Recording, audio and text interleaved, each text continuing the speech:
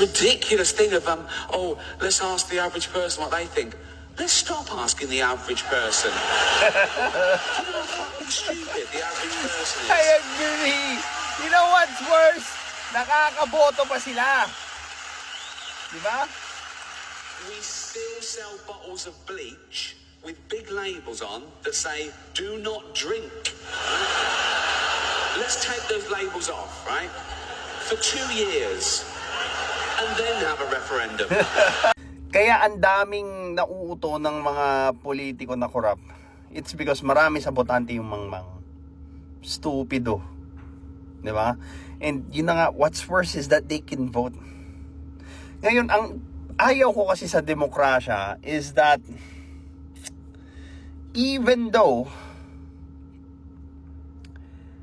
yung gusto ng karamihan sa Pilipinas is stupido, katulad nung gusto ni Eli Camanggogoyo,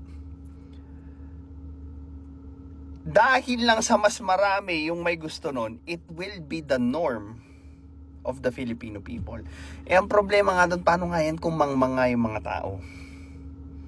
So gagawa ka ng mga batas, gagawa ka ng mga policies that are aligned sa kabobohan. Tapos magtataka tayo bakit pangit ang Pilipinas, bakit corrupt ang Pilipinas.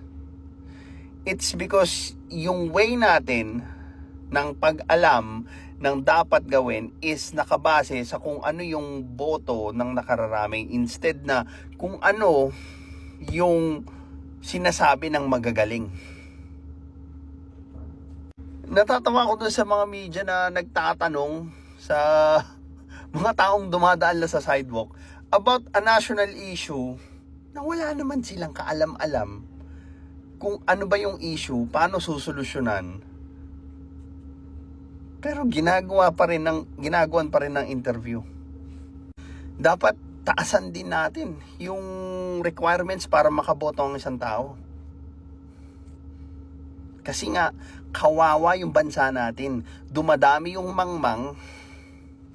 Although may way naman to curve it, but of course, yung mga taong mangmang, ayaw nila na gumawa ng paraan na magsakripisyo ng kung ano pa man para lang tumalino or gumaling. Ang ending, wala.